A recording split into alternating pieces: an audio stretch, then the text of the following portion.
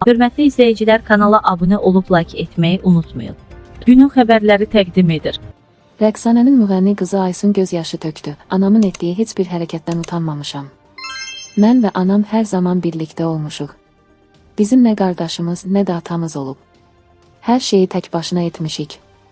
Anamla qürur duyub fəxr edirəm.